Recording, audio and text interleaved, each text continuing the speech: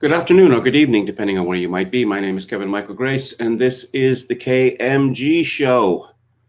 First up, British Columbia and Britain go COVID crazy. It's a story from the Georgia Strait. COVID-19 in BC. Dr. Bonnie Henry orders nightclubs and banquet halls to close, adds new alcohol service rules. As BC continued on into its third phase of the reopening plan, numerous COVID-19 exposure incidents began taking place at nightlife venues, eateries, and private parties.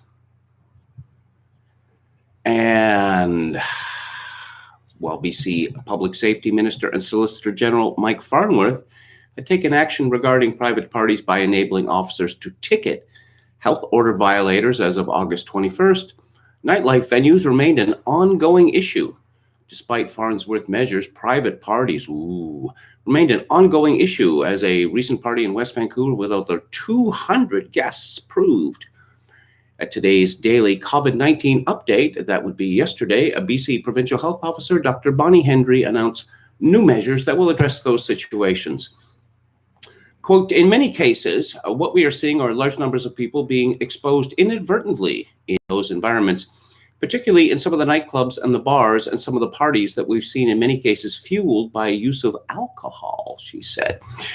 And these venues have been a major source of transmission and risk since phase 3 began. She explained that over recent weeks, public health teams have been heavily focused on community clusters, mostly involving young adults. Related to these types of community incidents are located, detected, and isolated. But she said this has been a very challenging thing to do because people at these locations are often not connected to each other, and that we are starting to see some spillover into other parts of our community. Oh dear, oh dear.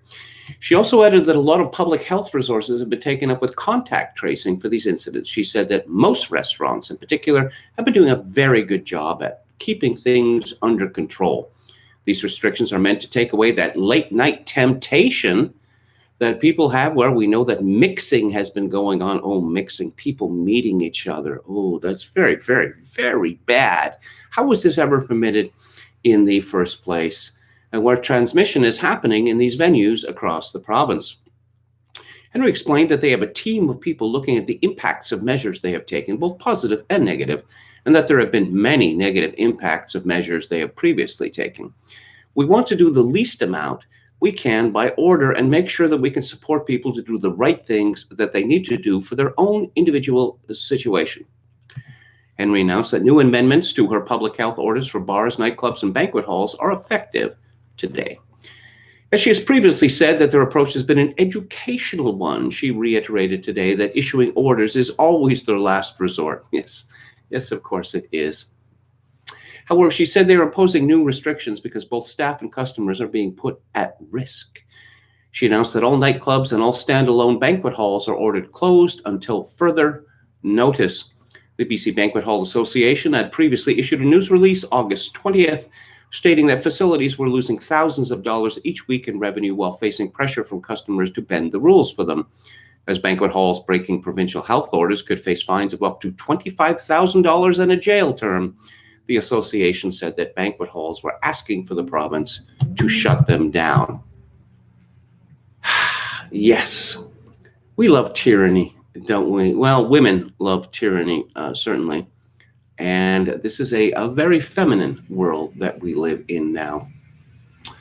Also, Henry said that all liquor sales in bars, pubs, and restaurants must cease at 10 p.m. and venues must close at 11 p.m.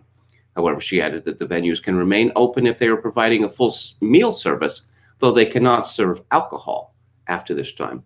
In order to help people avoid having to speak loudly, shout, or be in close contact with others to have a conversation, she said all music or background sounds, such as TVs, cannot be louder than the volume of normal conversation.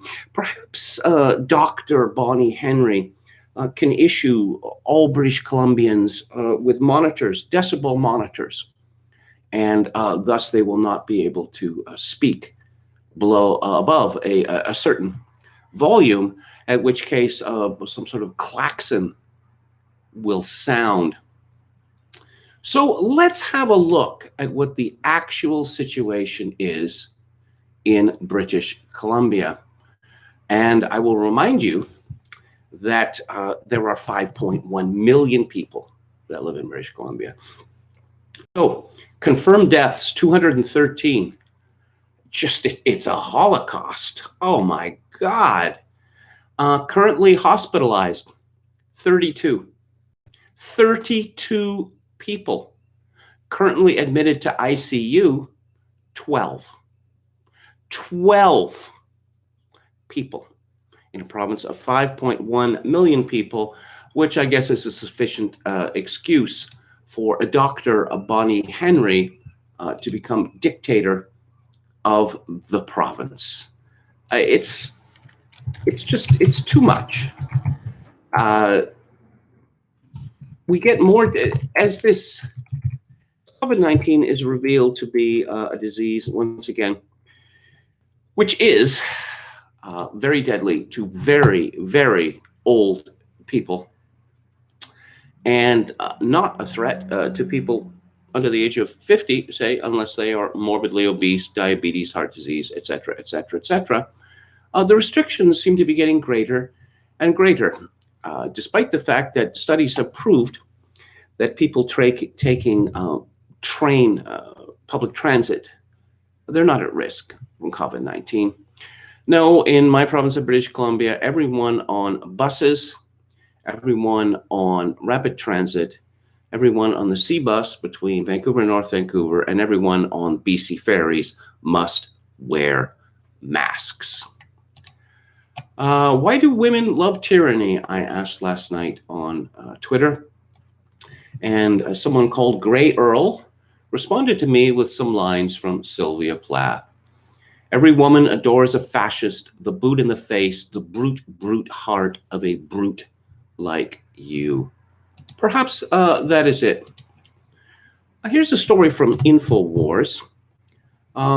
Somehow this was not reported in the Canadian media because, I don't know, I guess it's simply not important. You know, we need to file another 10 stories each day about climate change, even though no one gives a toss about climate change. And it is not a threat to Canada because Canada is the second coldest country in the world. But in any event, authorities in Quebec City have announced they will isolate uncooperative citizens in a coronavirus facility, the location of which remains a secret. During a press conference, Dr. Jacques Girard, who heads the Quebec City Public Health Authority, drew attention to a case where patrons at a bar were ordered to wait until their COVID-19 tests came back, but disregarded the command and left the premises before the results came back positive. This led to them being deemed uncooperative and forcibly interned in a quarantine facility. We may isolate someone for 14 days, as Girard said during the press conference, and it is what we did this morning, forcing a person to cooperate with the investigation, and police cooperation was exceptional.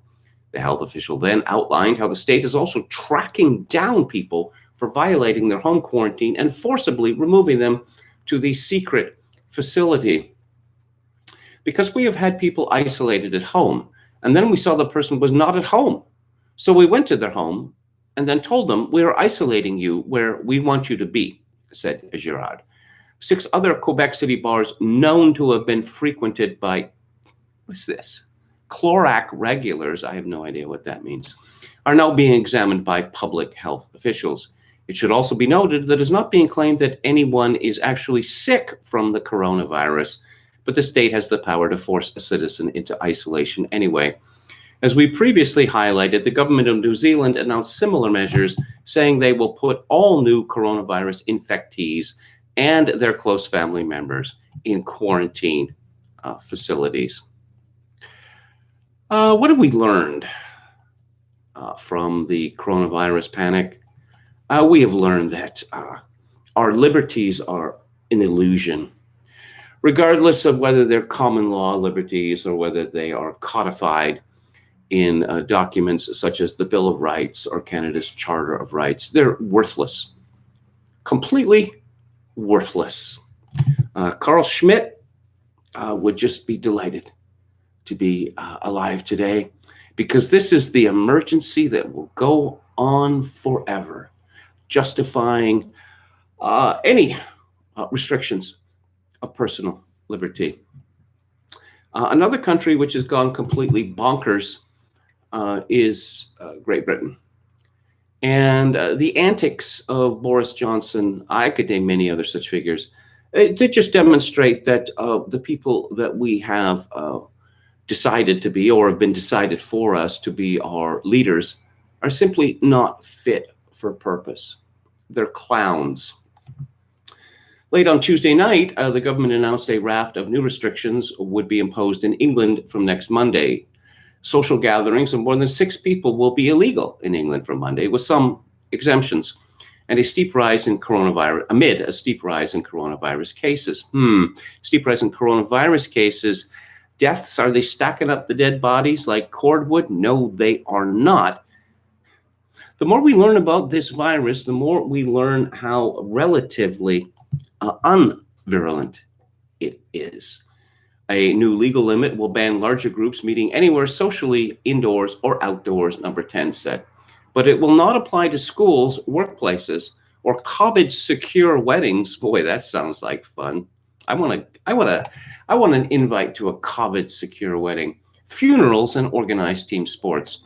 It will be enforced through a £100 fine if people fail to comply with police, doubling up to a maximum of £3,200.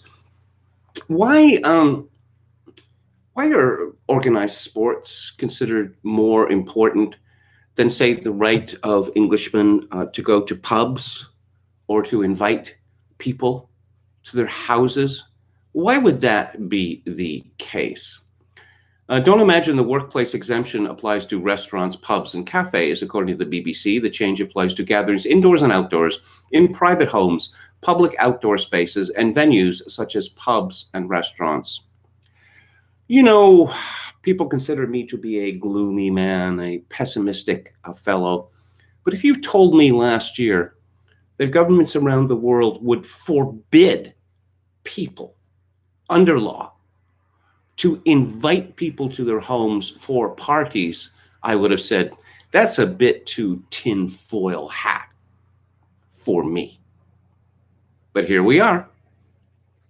This is in response to the rise in cases in the community, 2,460 new cases on Tuesday, which, as I explained to the Telegraph on Monday, is an artifact of increased testing. In the past week alone, there have been over 1.3 million coronavirus tests compared to just 95,188 in the first week of April. Admittedly, daily deaths increased to 32 yesterday, up from a handful on Sunday and Monday, but that's likely to be due to delayed reporting over the weekend rather than a rise in infections. After all, the mean lag time between infection and death, in those rare cases where infection actually results in death, is 18 days, and 18 days ago, infections weren't rising. And the number of deaths in the past 7 days is the lowest it's been since the peak last April. I'm not a conspiracy theorist, Toby Young writes, but the fact that government has decided to react in this way to what is clearly just an increase in false positives is quite extraordinary. Are senior politicians really that innumerate? Yes. Yes, they are, Toby. And the leaders of your country, the leaders of my country, governors of the United States, well, the Democrat ones, cannot understand that people die every day, that people die in large numbers every day. In fact, they cannot really understand any number higher than 1,000. The really infuriating thing is that with schools reopening, life was beginning to feel almost normal again, and the hospitality industry was showing signs of life. As of next Monday, we'll be back to where we were before July the 4th. Oh, and the government is considering imposing the UK's first curfew in Bradford.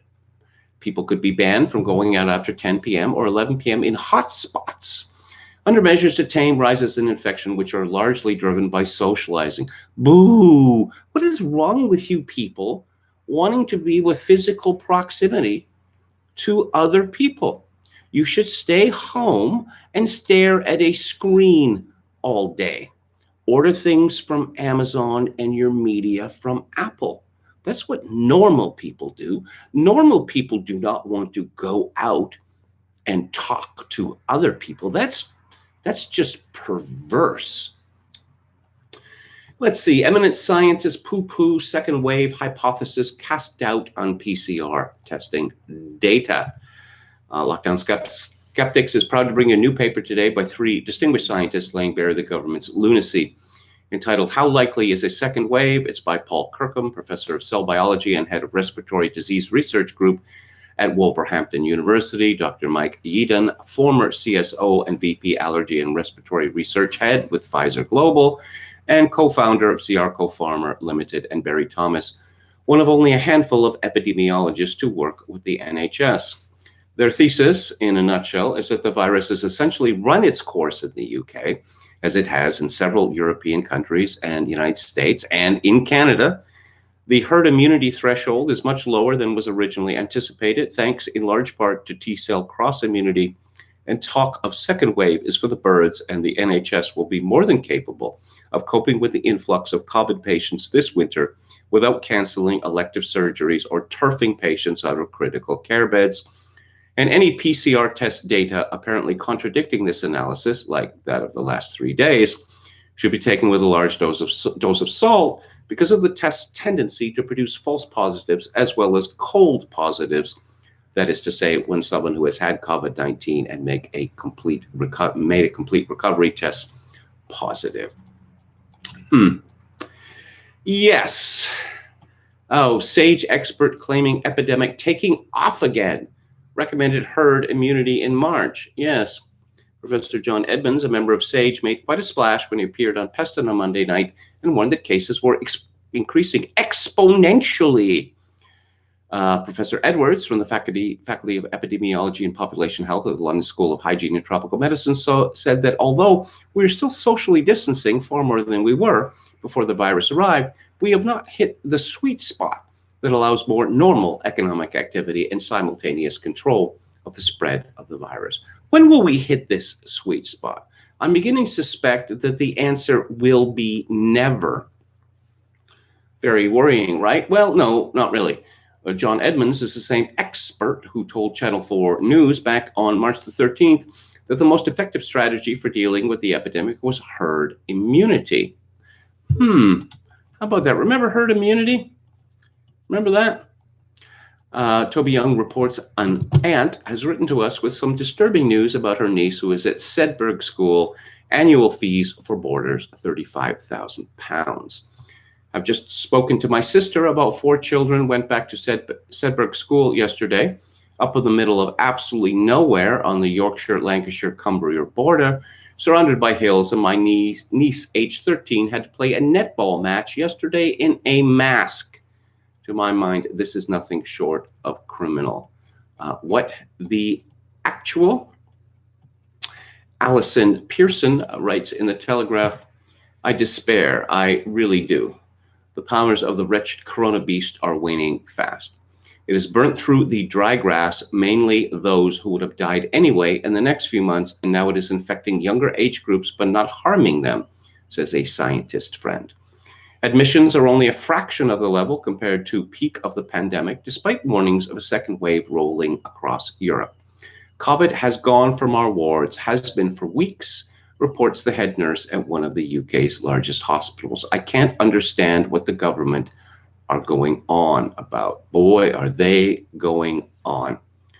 England's Deputy Chief Medical Officer, Professor Jonathan Van Tam, a chieftain tank in human form, was deployed this week to warn that the public has relaxed too much. Relaxed? How much generalized anxiety, cyclists wearing masks, children instructed not to turn around in classrooms, empty trains, canceled holidays, people solemnly washing groceries in COVID-free areas, and all the other pointless pantomime of panic would be sufficient for the professor. The nation's a complete basket case, and he wants us to keep weaving. And then there's Matt Hancock, like Private Fraser in Dad's Army. Our Secretary of State for Health has a lip-smacking relish for doom. As children settle back in the classroom after almost 6 months without friends or lessons and young people prepare for university, Matt had a few uplifting words to give them the confidence they so desperately need. Quote, "Don't kill your gran," unquote. I can't believe he actually said that. Either Hancock doesn't understand the science or he's willfully misinterpreting the data to keep the population as terrified as possible. Yes, there were almost 3,000 new cases on 2 successive days this week, but PCR tests, like all medical tests, are not perfect and can be unreliable. COVID cases sound alarming, but a case can be anyone with a few remnants of virus on a swab test who presents zero risk. ICUs are still in the main eerie ghost towns. Corona deaths are down to a handful a day out of a population of 66 million. Basically, I have more chance of marrying Brad Pitt than you have of dying from COVID-19. But I guess the world's leaders are really very much envying New Zealand and Australia, which have been barely touched by COVID-19, but have decided to go full totalitarian. I mean, that's the only way to go, I guess. If you're going to go big. And so they have. Let's check in with Alex Berenson, see what he has to say. Let's see. The Los Angeles Times has reported that LA County walks back Halloween trick-or-treating ban, saying it is not recommended. So we found the limit, Berenson comments. Yes, and he has a graph here of when an indoor mask mandate was imposed, and then we see the number of daily cases soaring since then. Can anyone explain this? His correspondent asked, and Berenson said, because masks works. Oh, yeah. Let's see. Vaccines. Got to get those vaccines out. How about that? Are these vaccines going to be any good? Well, we don't really know. Some months ago on Luke Ford's live stream, I reviewed a book by Ben Goldacre called Big Pharma, where I learned that the testing regime of the in the United States for drugs is an absolute joke, because it is done by the drug companies themselves. Berenson says drug companies cannot be trusted to run clinical trials fairly without safeguards. This is not a conspiracy theory. I covered the industry for the New York Times and saw the internal memos. Even the best companies will hide or try to explain bad data. The companies running vaccine trials with a huge monetary stake in the outcome are seeing partial results, safety data at least, in real time, instead of allowing independent reviewers alone to watch the data until the trials are done and data sets locked. This is unusual and dangerous. It may give the companies a chance to contest findings. For example, AstraZeneca says the first neurological event was not related to the vaccine, but who made that determination? I just wonder, are they going to start jailing people who refuse to be vaccinated? Because I don't think that you can rush this sort of thing. We don't have vaccines for any of the other varieties of coronavirus, but no, we're going to have this out real soon now. And of course, it's not going to be shoddy. Not for the first time. This again reminds me of what happened with AIDS. We must do something. And the something didn't involve closing bathhouses and sex clubs. No, because that would be homophobic. We've got to get a treatment out there. And the treatment was called AZT, which was a cancer drug, or a would-be cancer drug, which was developed in the 1970s and abandoned because it killed every single person who took it. But then it was decided that since we must do something about AIDS, AIDS patients were given AZT and they died in multitudes horribly. But at least the politicians were doing something. And finally, Berenson says, you do know that Neil Ferguson himself said that 1/2 to 2/3 of all COVID deaths occur in people with weeks or months to live, right? I mean, you want to tell me I'm a ghoul for pointing it out, fine, but the facts are not seriously in dispute. Yeah, facts. We don't have much use for facts anymore. Feelings are far more important. We truly live in a post-liberal, post-rational age. From Australia, University of Queensland professor James Allen says, I do think we need a no lockdown party, as the Liberals are just not a liberal party anymore. They don't seem to have any concern with the individual, with freedom.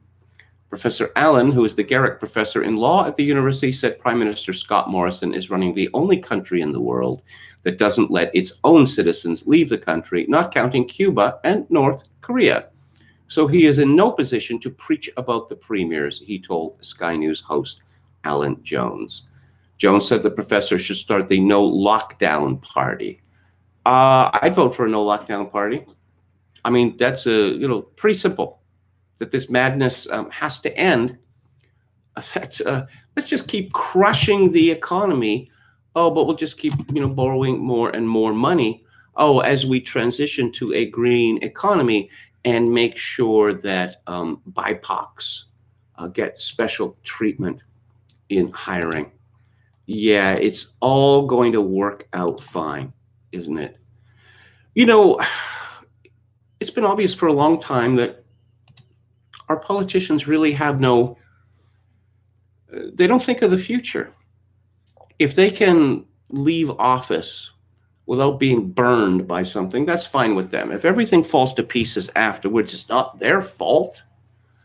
And what we are seeing here is democracy, where democracy leads.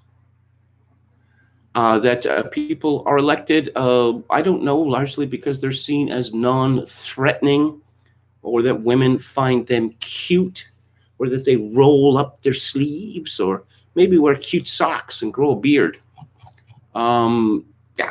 As to any expertise they might have or leadership ability, not really important.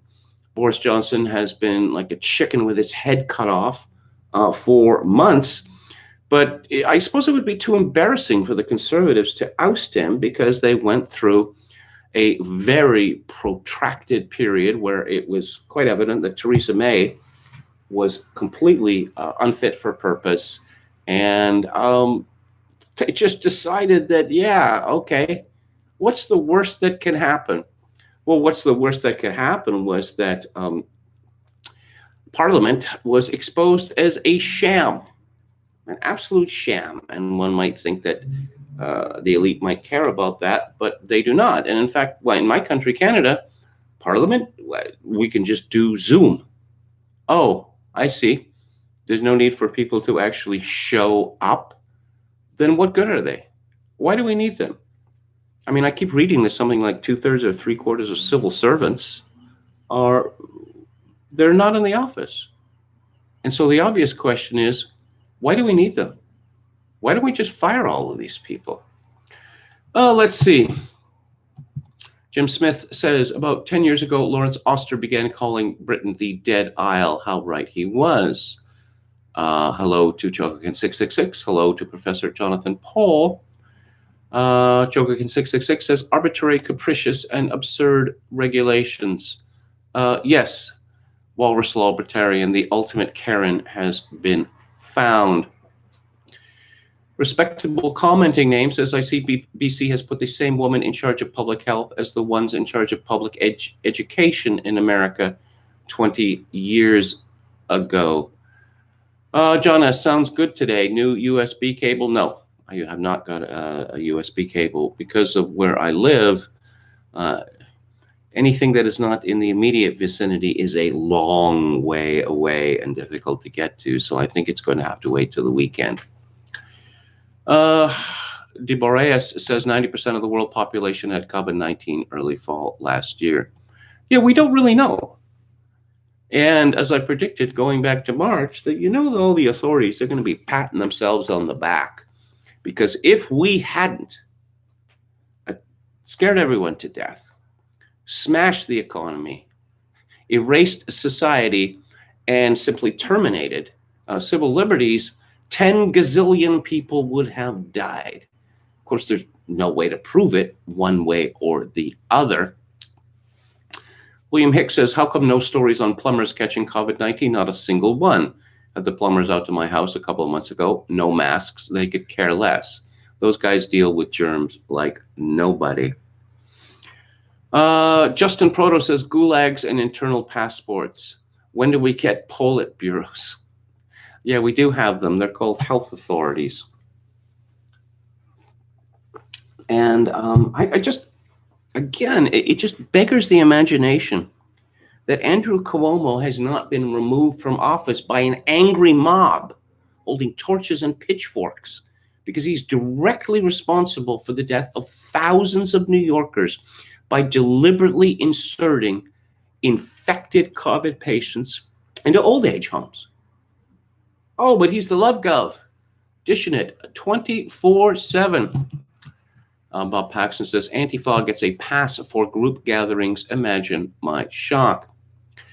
William Hicks, the Movies Channel, is doing an Orson Welles quadruple feature on Friday night, Journey into Fear, The Lady from Shanghai, The Stranger, and Black Magic. Well, that sounds exciting. Don from Beyond, went to car lot with my son on the way. I said, if they say wear a face mask, I'm walking out. But it was cool. I told the mask sales manager, don't wear a mask on our account. He ripped off his mask with visible relief and told us a few weeks before he'd gotten fungal pneumonia from constantly wearing a face mask for work. The Justin Proto says the non-vaccinated population will be a more healthy one. The end. Kevin, review Hoppes. That would be Hans Hermann Hoppe's Democracy, the God That Failed. Yeah, I'll just note this right now. Okay, Metal Mike says, of course we don't need them. We can fire 50% of the bureaucrats and not feel it. Mary Crow says, NBC says 500,000 kids infected. Where are they getting these numbers? Okay. Donald Trump says he knew coronavirus was deadly and worse than the flu while intentionally misleading Americans. New book report. Oh, this is from the Washington Post, the Bezos blog. President Donald Trump's head popped up during his top secret intelligence briefing in the Oval Office on January 28th when the discussion turned to the novel coronavirus outbreak in China. This will be the biggest national security threat you face in your presidency, National Security Advisor Robert O'Brien said Trump. Yes, that's the sort of things that people say in retrospect because it makes them look prescient. It makes them look wise. This will be the biggest national security threat you face in your presidency. This is going to be the roughest thing you face. This is a new book by Washington Post associate editor Bob Woodward. Oh, Bob Woodward. Yeah, the guy who made up that story about a dying William Casey whispering top secrets into his ear. Yeah, that guy. Matthew Pottinger, the Deputy National Security Advisor, agreed. He told the president that after reaching contacts in China, it was evident that the world faced a health emergency on the flu pandemic of 1918. Oh, just shut up and stop lying. 10 days later, Trump called Woodward and revealed that he thought the situation was far more dire than what he had been saying publicly. You just breathe the air, and that's how it is passed, Trump said in a February 7th call. And so that's a very tricky one. That's a very delicate one. It's also more deadly than even your strenuous flu. Yeah, okay. Bob Woodward says that. Story from the Daily Mail. Biden says Trump knowingly and willingly lied to the American public for months about the deadly risk of COVID after bombshell Woodward tapes capture president saying, I always play it down. You remember when Franklin Roosevelt, well, no one will remember this because it was in 1933, but people who have read about American history will know this, that after Franklin Delano Roosevelt became president in 1933, in the midst of the Great Depression, he famously said in an address, the only thing we have to fear is fear itself. I suppose a modern day Franklin Delano Roosevelt would speak to Americans and go, "Ah, we're all gonna die." That's what he'd say, because that would be the responsible thing to do, to stoke panic. That Donald Trump has not been very good at stoking panic, that he has remained optimistic through this. No, we can't have optimism. Everyone needs to be scared to death. We need people who are experiencing heart attacks or strokes not to call the hospitals, because there's no beds in the hospitals. Well, wait a minute, there are beds in the hospitals. Yeah, but it would be irresponsible for me to take up an empty bed in a hospital when there's some COVID patient there who might need it, even though, we decided to cull the weak. That's what COVID-19 is, culling the weak. And our leaders seem to be okay with that. And the people seem to be okay with that. Yes, they listen to the media, and the media lies, and they believe it, because these people wouldn't lie to us, would they? No. Here's a story from Agence France Presse: COVID cloud over NFL as new season kicks off. The NFL kicks off its new season shrouded in trepidation. Wow, shrouded in trepidation. That sounds like a good alt-rock band name, doesn't it? On Thursday, as America's most popular sport grapples with the new realities of life in the age of COVID-19. An array of carefully crafted safety protocols designed to mitigate the threat of coronavirus face their most serious test when the reigning Super Bowl champion Kansas City Chiefs host the Houston Texans. It marks the start of a 5-month campaign that is scheduled to culminate with the Super Bowl next February in Tampa, Florida, one of the states worst affected by the pandemic. Oh, shut up. Stop lying. Oh, yeah, everyone in Florida was going to die because they allowed people to act normally. Well, that didn't happen, did it? In fact, New York, much, much worse than Florida. But we don't need the facts anymore. It's all about feelings. And COVID-19 is such a bummer. It's it has agency. I see these people, outside my apartment, walking down the street in the glorious sunshine, wearing masks. And what's going through their head? Do they think that a block away, some tiny nanoparticle of COVID-19 is going to see that they're not wearing a mask and is going to head there at light speed to insinuate itself into their nose or mouth? Is that what they think? Unlike sports such as basketball and ice hockey, I just love that. Ice hockey. That's an Americanism. It's like, I was taught when I was quite young that when you order tea in an American restaurant, you must always specify that it's hot tea. Otherwise, they will bring you cold tea. Let's see. Basketball and ice hockey return to play by basing multiple teams in a single location. The NFL season is taking place with teams playing at their home stadiums. For the most part, those stadiums will be empty. Of the 32 teams in the NFL, 26 say games will take place without spectators. 6 teams, including the Chiefs, say they will allow a limited number of fans into each game. It's over. It's over.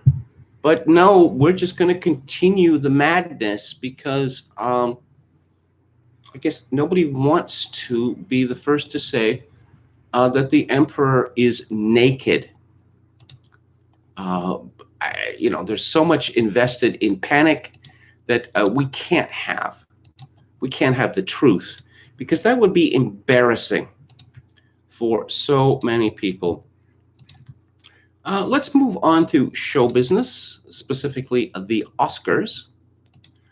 And as I predicted some months ago, show business now is going to be black, blackety, black, 24/7, 365. Now, is that what people want to see? Black people are 13% of the American population, so do they want it to be black, blackety, black, 24/7, 365? Doesn't matter. This is from Breitbart. The Academy of Motion Picture Arts and Sciences announced Tuesday that it will require films to meet extensive new diversity standards to be eligible to win the Oscar for Best Picture. A press release for the Academy explained that starting in 2024, why 2024? Why not 2021? Films competing for Best Picture will be required to meet at least two of the following four standards. Standard A, on-screen representation, themes, and narratives. To achieve Standard A, the film must meet one of the following criteria. A1, lead or significant supporting actors. At least one of the lead actors or significant supporting actors is from an underrepresented racial or ethnic group. Asian, Hispanic / Latinx, Black / African American, Indigenous / Native American / Alaskan Natives. Yes, people complain that movies have gotten shitty, and I think I know why.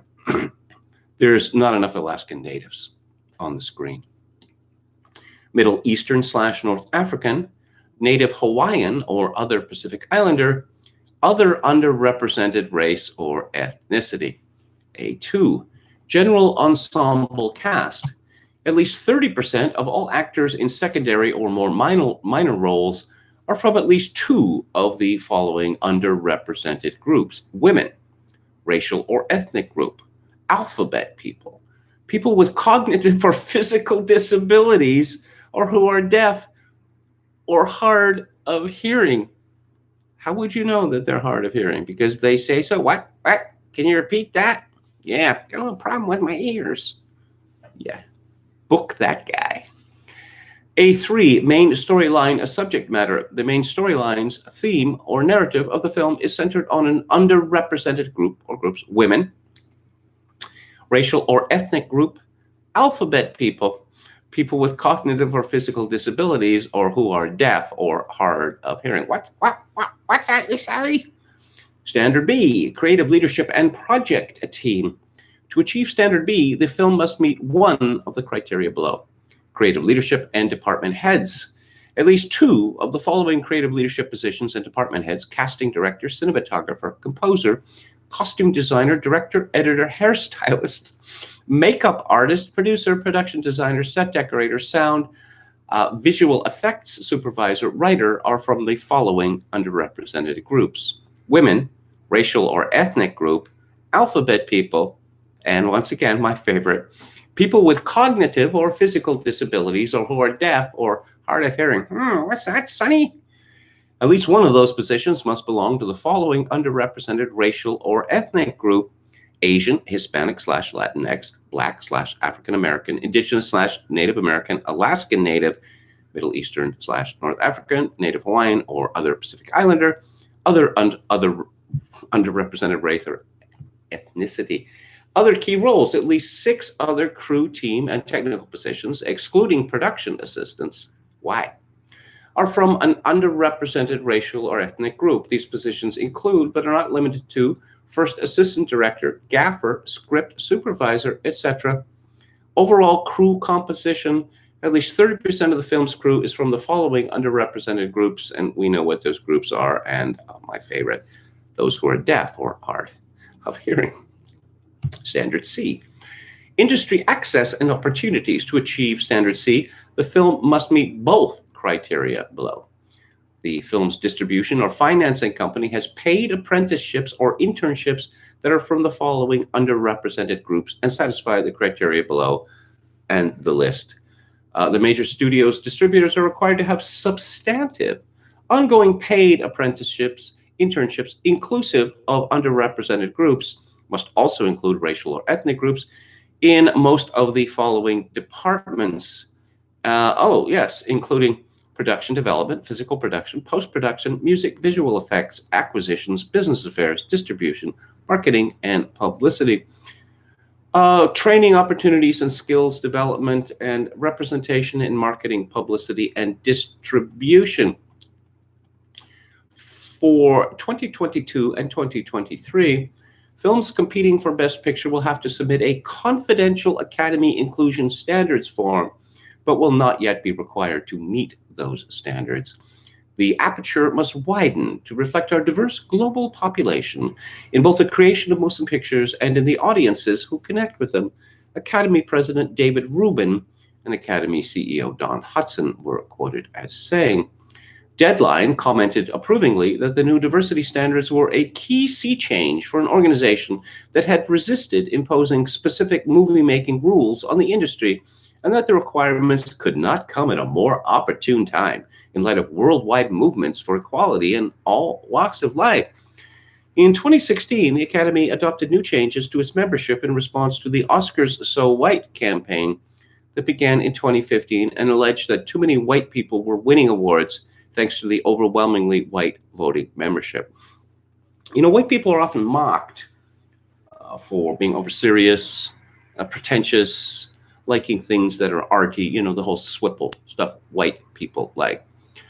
What that implies is that Black people who are, more vibrant, exciting, etc., than white people, that they don't buy into the whole art thing, which would mean that one wouldn't expect their films to be nominated for Oscars, because the Oscars are always looking to celebrate, as Cartman once said, movies about gay cowboys eating pudding.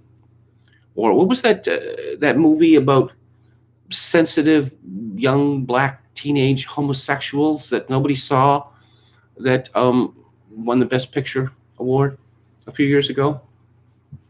Okay, so what this means is that movies, or at least prestige movies, are just going to be terrible, even more terrible than they've been. We're going to have more minority and gay Mary Sue characters in films. It's going to hurt their audiences. People don't like this stuff. If you look at Kathleen Kennedy's reaction, and the establishment media's reaction to the last Star Wars trilogy was, you're going to like this, whether you like it or not. And it turns out people cannot be forced to like movies. They cannot be forced to pay to see movies. Unlike in the hilarious Mr. Show bit called Coupon the Movie, in which all Americans were forced by judicial order to see it. That is not the reality yet, but Kathleen Kennedy's response to the relative failure of the last Star Wars trilogy was, what's wrong with you people? We're trying to be progressive here. People go to the movies, I understand, to have a good time, but this is not good enough for people like Kathleen Kennedy. Perhaps if she and her women, the future is female, remember, had managed to make better movies, people would have come out to see them, but no. Again from Breitbart, the University of Rhode Island recently announced plans to remove 2 murals depicting the events of World War II due to their lack of diversity. Oh, don't get me started. Don't get me started on politicians, before, 1970, just a crushing lack of diversity there. The decision was prompted after students complained that the mural was not compatible with the university's values of inclusivity. According to the school's vice president of student affairs, some of our students have even shared with us that they didn't feel comfortable sitting in that space. I suppose we're long past the days when university administrators could say, shut the hell up, your children. But maybe you should read a book. Maybe read a book or two. Hey, you're at a university. That'd be a good time for you to read some books about the history of this country. According to a local news report, the University of Rhode Island, an august institution, plans to remove 2 7-year-old murals that depict World War II over concerns they do not feature enough diversity. The murals were painted to pay respect to the memories of those that lost their lives in World War II. The murals feature various scenes, including veterans returning to the United States and a University of Rhode Island class reunion. Kathy Collins, the University of Rhode Island's vice president of student affairs, said that she received numerous complaints. How many numerous complaints? Well, would that be like 3 from students about the mural's lack of diversity? I've received complaints about the murals that portray a very homogeneous population. Boo! Predominantly, the persons painted and depicted on the wall are predominantly white. Boo! And that does not represent what our institution is today. Some of our students have even shared with us they didn't feel comfortable sitting in that space. The murals were painted by Art Sherman, who is now a 95-year-old veteran and a member of the University of Rhode Island's class of 1950. Oh, I loved painting that, he told a reporter. I never had any formal education in painting, by the way. I just used a cartoon. Well, it depicted that era. A lot of students, friends of mine, would come by and say, why don't you do this? Why don't you do that? And that's why I did. So everyone chipped in. Breitbart News reported in 2019 that George Washington High School in San Francisco decided that it would erase an offensive mural of George Washington. I've seen the pictures. It's quite handsome murals, actually, but we can't have beautiful things anymore. And the past is just too problematic. Perhaps they should just close down history departments altogether, because history is just, I mean, it's a series of microaggressions and actually macroaggressions. And I think the kids today they're just too sensitive. It would just be too cruel to expose them to what's happened in the world. David Wright says, what's going on? The stream has not degenerated one bit the whole time I've been here. Oh, that's a good thing, isn't it? Justin Proto says the world is in the process of replacing merit with mediocrity. Metal Mike says everyone knows that gay Eskimos of color defeated Hitler. Actually, Jonathan Pohl was talking about this last night, that World War II has been, it's been retconned, as they say in the entertainment industry. Apparently, it was all about Black power and gay rights, and it had nothing to do with those things. As mentioned previously, one of my children told me that he was taught in school that World War II was fought to save the Jews, in which case I responded they did a piss poor job. DB Cooper says, KMG, will you screen Ethan Ralph's first film on theater Thursday? I'll look into that. Okay. Jogakin 666, guy lived in a hole and got shot at for 3 years for this. Yes, apparently it was all about fascists killing fascists. No, it wasn't. These people who served, the government told them where to go and what to do and who to kill, and that's how it works in all wars. I will say this, though, that after 5 years of war, there was a fear in Britain that the soldiers were getting browned off, that the war had been going on forever, and what are we fighting for? So they responded to this with lectures to the troops, saying that actually World War II was being fought for a glorious future, such as a classless society. And so it's no surprise that in 1945, in the 45 election, Winston Churchill was sent off. He was ousted, largely because the troops voted overwhelmingly for the Labour Party. DB Cooper says there are all these terrible memes showing pictures of World War II soldiers that say something like the original Antifa. Yes. What John Lukács called historical consciousness has pretty much disappeared in the West. Halper says Americans hated the Japanese and not the Germans. I recall that when George Bush first became president, he made a point of saying, let's not be beastly to the Japanese, and this was thought to be noteworthy. British American says also people don't identify with a black guy in the Yenet role. That would be Tenet, wouldn't it? DB Cooper, in reality, most of these men in the pictures supported de jure segregation. Yes, of course, the United States military was not integrated until President Truman. I believe it was, in 1948 or 1949? So yes, as Professor Pohl pointed out, all of the parties involved in World War II practiced some form of racial discrimination. William Hicks, uncomfortable, LOL. Someone should say that without the white guys of World War II, no civil rights movement would have happened. Yeah. Let's see. Saving Private Ryan. I dislike that movie with a passion. You see, the movie begins with these American soldiers screeching like monkeys as they're being cut to pieces by German heavy machine gun fire. But it was all worth it because we saved Private Ryan. Oy. Okay. David Rice says the 2019 me wouldn't believe the present times, and that guy was pretty blackpilled. Yes, exactly. That's a nice joke from Chogokin 666, a deaf superhero who never responds to emergencies. Metal Mike, X-Men 7, Latin X, a new hero to battle Magneto's white privilege. Wait, we're almost there. We're almost there. Bimbo's underrepresented Hollywood cohort. I don't know about that. I just, one thing that just strikes me about movies, I don't know, that have been made in the last 10 or 15 years is just how charmless the women are in them. Of course, the men are charmless as well, but in a different way. Someone asked me, a remake of Deliverance, who would play the Burt Reynolds role? And I thought, genial action hero. Hollywood doesn't create those anymore. What we have is a bunch of twinks furiously pretending to be butch. Ice hockey. Yeah.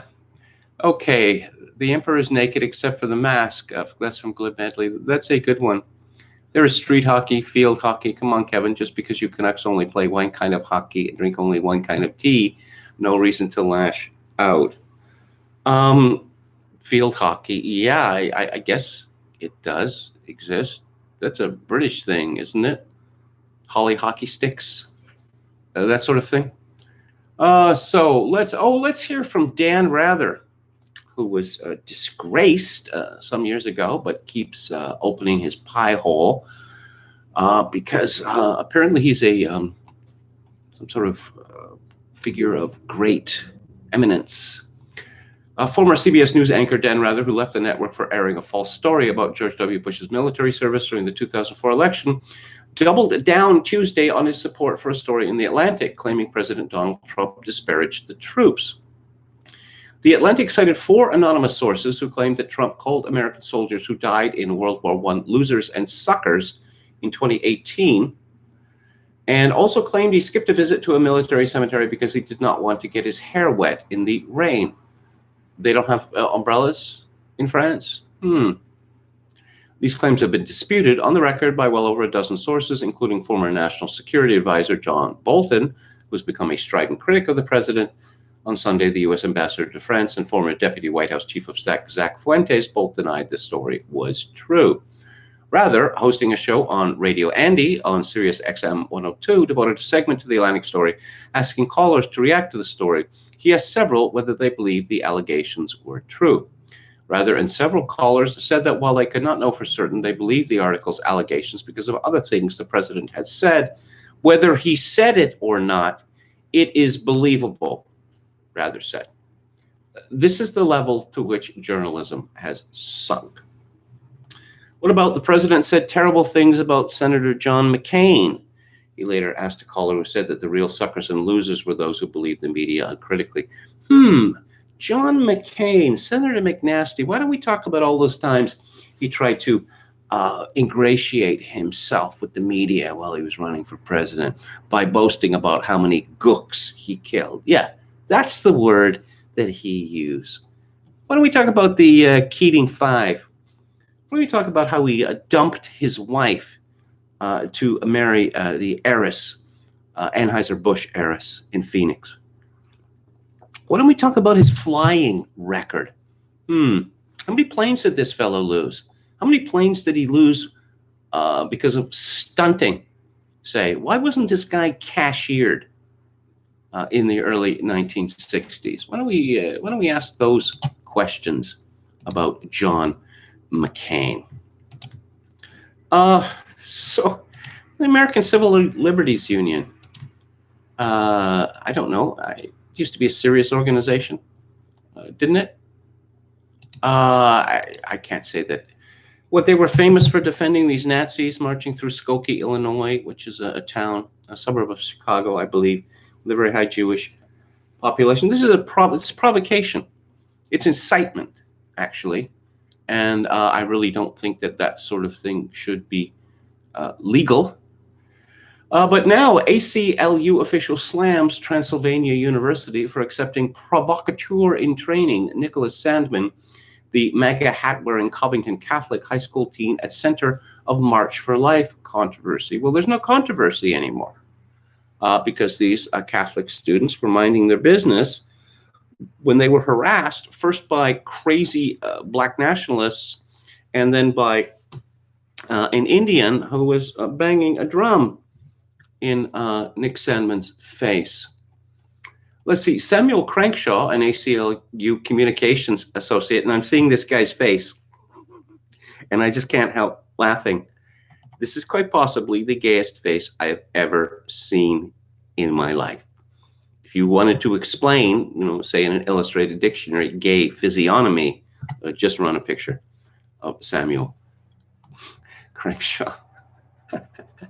Yes, these are my personal views, says Sam. I have a First Amendment right to express my views, just as Nick Sandman has a First Amendment right to express his. I will continue to express my views on my personal time. Does anyone think it's a bit of stain on Transylvania University? This was the first, I've heard of many, like hundreds of American universities. Today was literally the first time I'd ever heard of Transylvania University. For accepting Nick Sandman, I'm sure it's a both sides defense, but it's pretty counter to their mission. Another instance of their not actually being equal sides to the issue. I think TU should accept anyone willing to have an open mind and engage in debate regardless of their views. That's how we all learn. That's Transy's mission. But this kid clearly is a provocateur in training with no intention of learning. He exists only to troll, intimidate, and play victim. Those words strike me as being actionable, as lawyers like to say. He has no intention of learning and exists only to troll, intimidate, and play victim. What CNN and the Washington Post have already been whacked by Nick Sandman's lawyers. Perhaps Samuel Crankshaw will be next. And I'm looking at his page at the ACLU of Kentucky. Let's see, what do we know about this young man? Before joining ACLU, he worked for the city of Lexington as a graphic and digital communications coordinator, was on the design and planning teams for the Kentucky Bike Walk Summit. Wow, it's pretty stratospheric there. They did design and planning teams for the 2018 Kentucky Bike Walk Summit and was the deputy field director for a congressional campaign. He received his BA from Transylvania University in International Affairs and French Language and Literature with a minor in studio art. He is a native of Winchester, Kentucky. He got involved with politics at a young age, canvassing for a candidate for the first time at the age of 9. In his free time, Sam enjoys biking, running, spending time with his 3-legged dog, painting, drawing, photography, and watching whatever the hot new binge show is. You notice that these CVs now, they always have to have this, snarky little ending that watching whatever the hot new binge show is. Okay, so apparently you're culturally illiterate. Speaking of culturally illiterate, here's more news about America's least favorite immigrant, Prince Harry, and his wife, Meghan Mertz, from the Mail.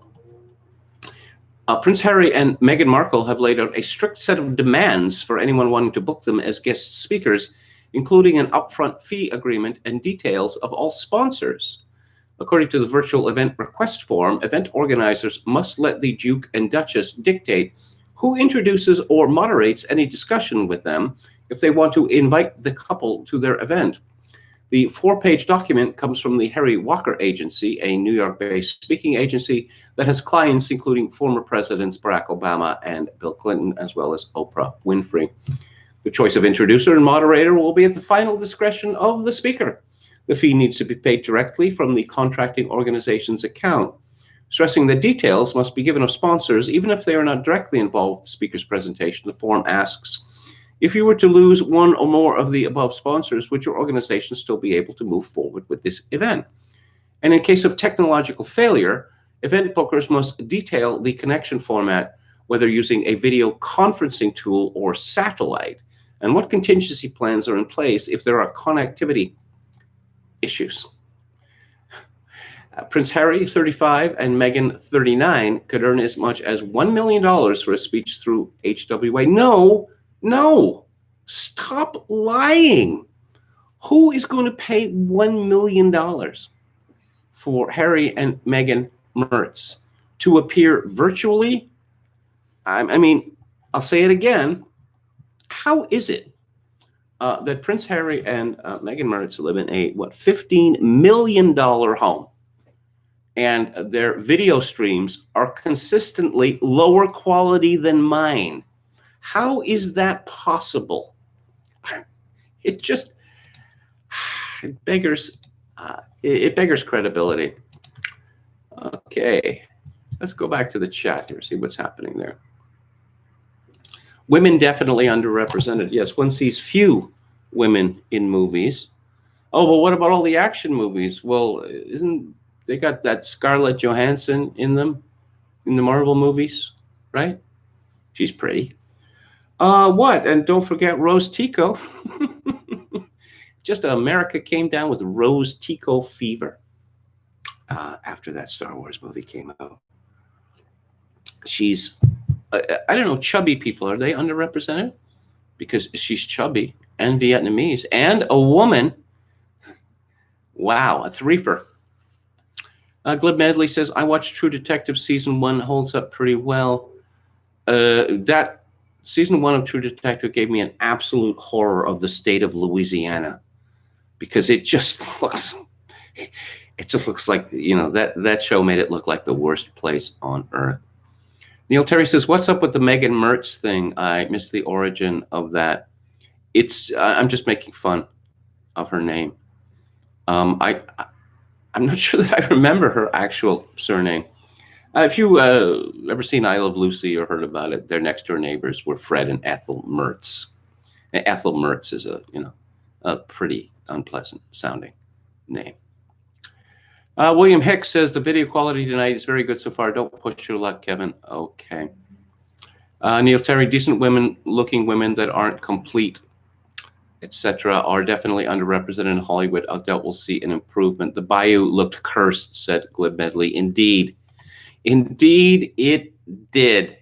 It just looked like it's a constant shots of what appears to be like toxic waste dumps. They pay, or Kim K. Why not Prince Harry?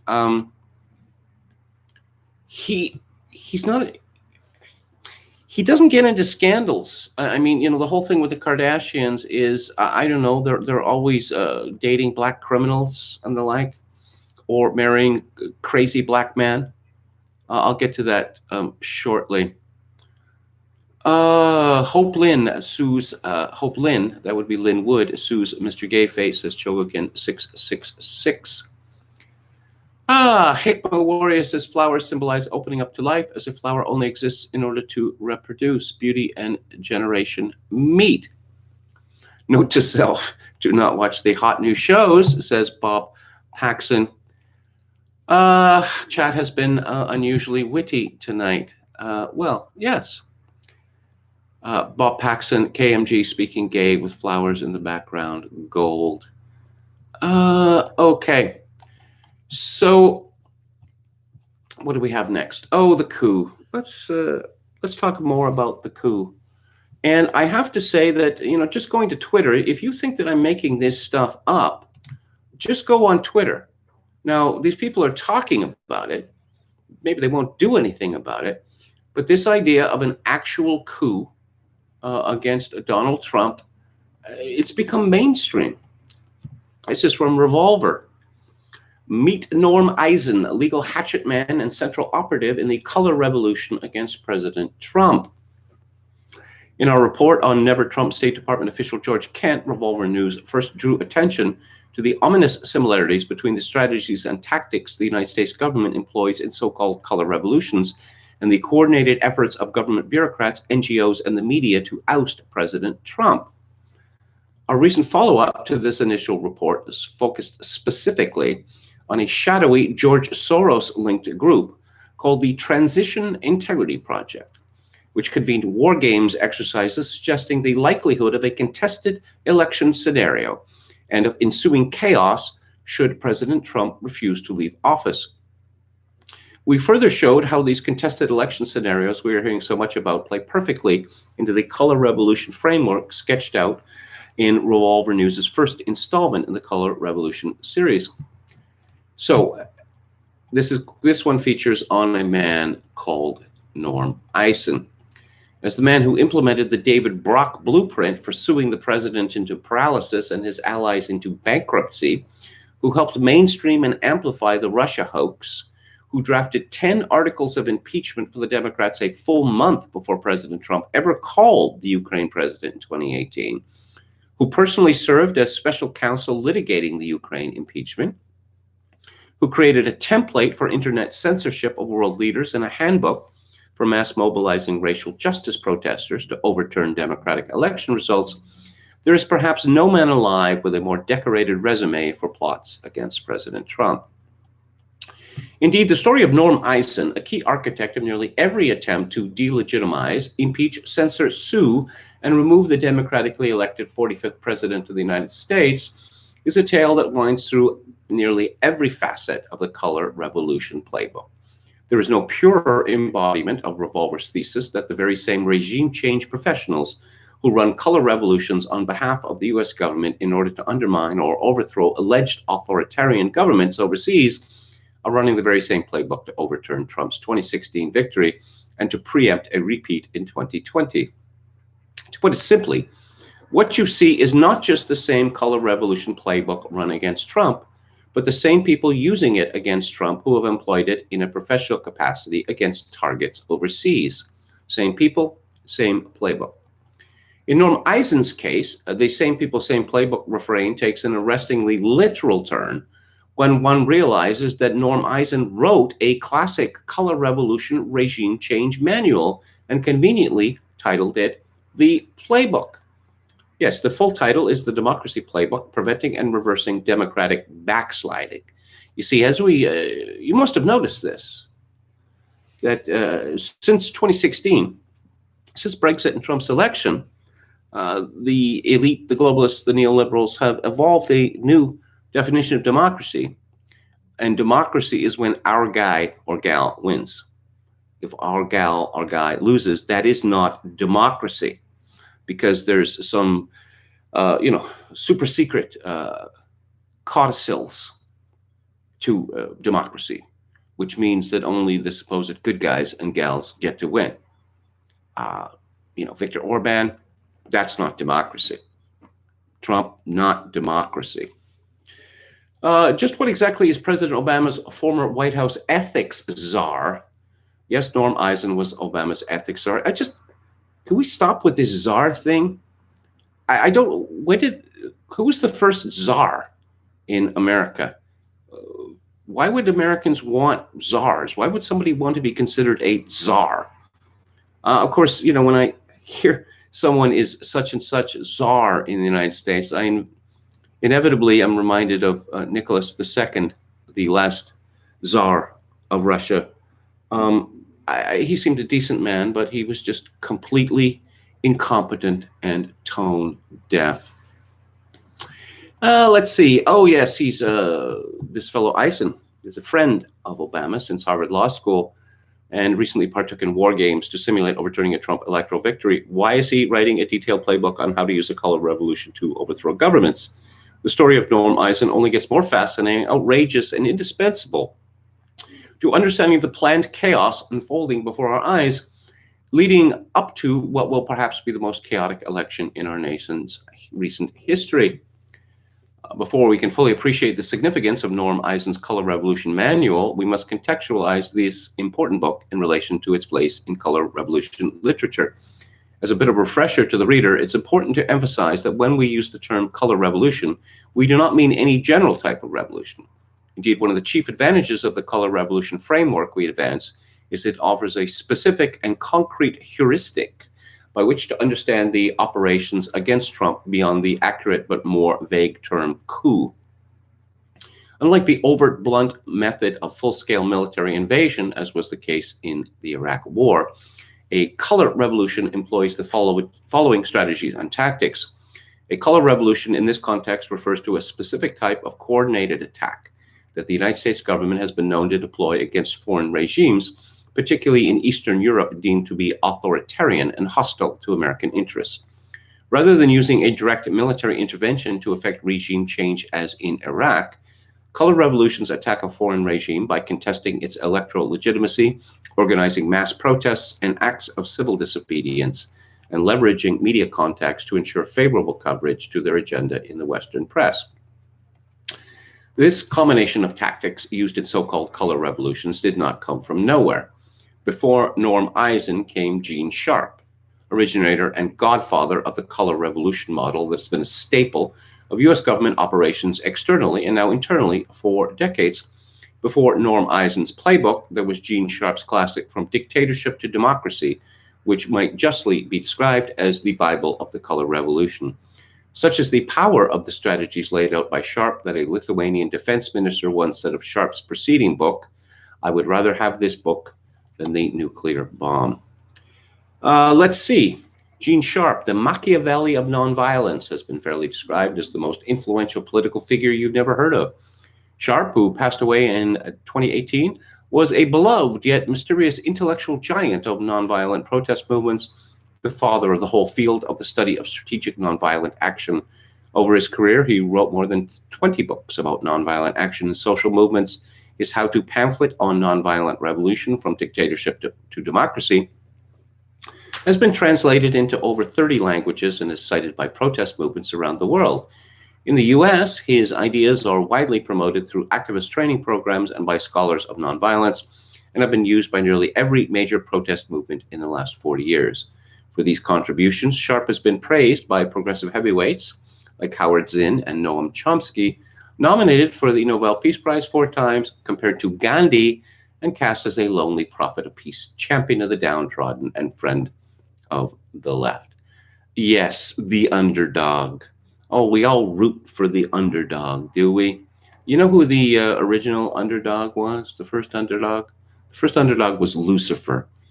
As a young man, I used to partake in rooting for the underdog, but I came to see it as a kind of sickness, sentimental sickness.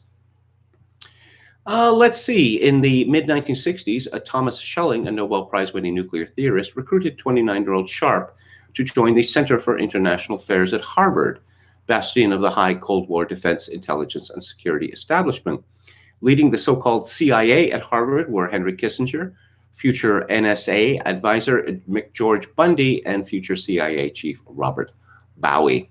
Sharp held this appointment for 30 years there with Department of Defense funds. The real deep state stuff here.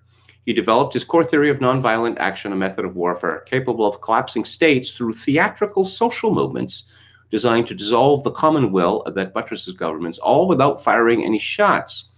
From his post at the CIA at Harvard, Sharp would urge US and NATO defense leadership to use his methods against the Soviet Union. Gene's work was influential in the downfall of Slobodan Milosevic in Serbia, the Green Movement in Iran, the continuing struggle in Venezuela, and the Umbrella Movement in Hong Kong. More recently, a book club reading his work was raided by police in Angola, and its members were imprisoned. Widespread distribution and translation of Gene's work in the Middle East meant his work was written into the DNA of the movements there long before a street vendor named Mohamed Bouazizi set himself alight in Tunisia, sparking the Arab Spring. At Gene's memorial service in the Massachusetts State House in September, a Chinese dissident arrived and told us how he had endured a 7-year sentence for distributing Gene's books in Beijing and would do it all again. A member of the Syrian nonviolent movement, what would that be? Al-Qaeda, called for a posthumous Nobel Peace Prize, an award Gene was nominated for at least 3 times during his lifetime. Perhaps no country has been influenced as much by Jean's work as Russia. In the early 1990s, the books were used to plan the nonviolent civil defense of Latvia, Lithuania, and Estonia against the Soviet Union's attempts to crush their independence. Months later, photocopiers around Moscow were pressed into action to distribute Jean's guidelines to the citizens protesting the 1991 hardline coup against Soviet leader Mikhail Gorbachev. In the years that followed, the Kremlin faced the indignity of the color revolutions in Georgia, Kyrgyzstan, and Ukraine, whose leaders were armed with copies of From Dictatorship to Democracy, which in turn cut more flesh from the bones of the former Soviet Empire. If you think Jean's influence might be overplayed, just read Vladimir Putin advisor Vladislav Surkov's comments from the 2011 anti-government protests in Moscow. "This is so by the Jean Sharp book. It's funny," he told reporters. Just months later, Jean was put on a list of most dangerous threats to the Russian states, and many Russian television shows discussed his malign influence in hyperbolic tones. There is no shortage of analysis as to the applicability of Sharp's methods domestically within the US in order to advance various left-wing causes. This passage specifically mentions the applicability of Sharp's methods to counteract Trump. Through Occupy Wall Street, the Dakota Access Pipeline protests, the New Women's Movement, and increasingly constitutional defenses against Trump administration policies, Jean's work has been a rich treasure.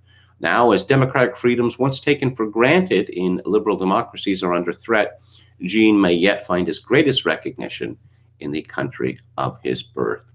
Ominous stuff indeed. For readers who wish to read further, please consult the full political piece from which we have excerpted the above highlighted passages. There's also a fascinating documentary on Sharp, instinctively titled How to Start a Revolution. Yes, and Michael McFaul, autocrats have demonized the phrase color revolution. And revolution generally has a negative connotation for many. I can't imagine why. Instead, I use the term democratic breakthroughs. Yes, you see how this word democracy, the word democracy and democratic have been perverted. But let's see. Let's go to Twitter. Trump chaos, Trump coup. Oh, you see, it's Trump who's planning a coup. The entire thing is and has been an attempted overthrow of the government, a coup. On November 3rd, writes Tim Murphy, we must end the Trump coup. Trump was elected. Oh, yeah, but Hillary got more votes. Yeah, you see, America is a republic. You know, it's not a direct democracy. If it were a direct democracy, then, for instance, each state wouldn't get 2 senators. Why does Wyoming have as much power in the Senate as New York or California? Because this was done deliberately to prevent the largest states from running the whole show. Let's see. Mike Rothschild says the Senate isn't going to remove Trump. The 25th Amendment isn't going to remove Trump. We remove Trump. Big talk from Mike Rothschild, who describes himself as conspiracy theory debunker, writing a book about Q. Oh, God, look at this guy's face. Oh, he's an irrational White Sox fan. Why is that relevant? The response was, I disagree. The Electoral College plus generals and the federal government not going along with a coup attempt removes Trump. Yeah, he gets dragged from the White House, and it's his coup. All right.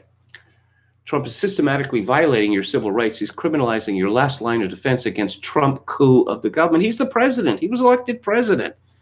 The president has a lot of power. But no, he's not a legitimate president. Why isn't he a legitimate president? Because we don't like him. Besides, it was Hillary's term. Let's see. He sees them as a threat to his illegal power and is committing crimes against us to intimidate us from removing his criminal government. Do these people seem intimidated? Because going onto Twitter and telling the whole world of your desire or your demand that Trump be dragged screaming by soldiers from the White House, that doesn't sound like you're intimidated. But again, you know, Schrodinger's cat. On the one hand, we're just exhausted. We're just so exhausted. It's just endless. Oh, the pain. And on the other hand, yeah, we are plotting to have Trump dragged from the White House. Same time. Oh, Warren Bob Woodward reports new details on Russia's election meddling, writing that the NSA and CIA have classified evidence the Russians had placed malware in the election registration systems of at least 2 Florida counties. Ooh, that would be pretty important if true, but of course it is not true. I'm scared to death Dems won't do their jobs and vote. The Trump coup will be successful and democracy will be lost forever. That's not just empty talk. The coup attempt is real. Wow. Just the projection it's just off the scale. It's off the scale here. That, I don't know, these people, let's see, less than 2 months to the election. And of course, the media is amplifying these voices. That they really think chaos is a good thing, because I think they're in for a very nasty surprise. I see that on the cover of The Nation magazine. Is Trump planning a coup? What, like winning the election? That would be a coup? I just, yeah, okay. Let's see. I think, yeah, a lot of people are in for a very nasty surprise after November the 3rd. J5 Killer, aka Cinco Jodas, is saying today that people keep asking me why I'm certain Trump is winning a historic proportion of the Hispanic vote. A movement toward Trump that will result in a couple of shocking flips to Herr Doctor President Trump, Nevada, Colorado, and maybe New Mexico. The main reason is that even the crappy polls are showing this movement in a muted way. Hispanics are moving toward Trump. Everyone can see that, even the so-called professionals. We're just disagreeing about the size of the movement. But beyond that obvious movement, there are serious problems with a lot of polling. For example, a lot of national polls don't have Spanish language options of their poll, a fact that shuts out plenty of voters. Something funny happens when you do include a Spanish option on the polling. And he points to an article for yesterday's Miami Herald about how Trump is killing Biden among Hispanics in Florida. So if you were paying attention to the article, way down at the bottom was this detail. Amandi also said the poll's finding that 2/3 of all respondents who chose to conduct their interviews in Spanish support Trump suggest that Biden hasn't yet successfully made the case for Hispanic voters to support him. Did you get that? 2/3 of all respondents who chose to conduct their interviews in Spanish support Trump. 65% plus of people polled in Spanish support Trump in Miami-Dade County. Now, in Miami, that means a lot of Cubans who've traditionally voted Republican, but you find a similar effect across the spectrum of Hispanics across the country. Maybe not as pronounced as among Cubans, but the effect is still there. Hispanics are pro-Trump. So if you're not polling in Spanish in, say, Colorado or New Mexico or Nevada, you're probably missing a decent-sized portion of the electorate.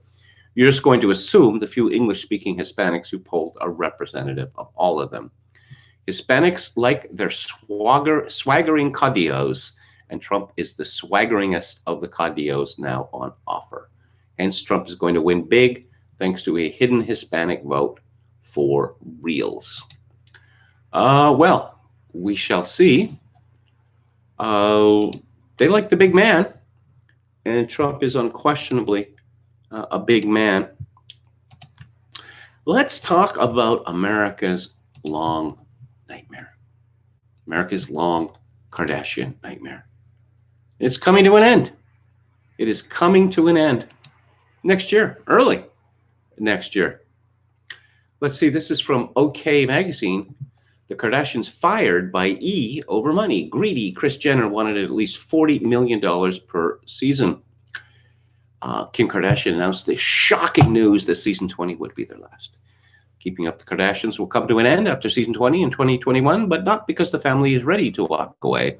Instead, the network refuses to pay another $150 million to keep Kim Kardashian and her sisters around for another 5 years, OK has exclusively learned. The last deal Kris Jenner signed was in 2017, giving her and the family $30 million per season. That deal has expired, and greedy Kris wanted at least $40 million per season to continue, even though ratings have been declining dramatically. The negotiations were going nowhere. E was interested in keeping the show on the air, but there was no way the network could continue paying the family the same amount of money for almost half as many viewers. In the end, it was better for everyone to say goodbye. Although Chris isn't giving up just yet, she's busy on the phone shopping the show around to other networks, but not at a discounted price.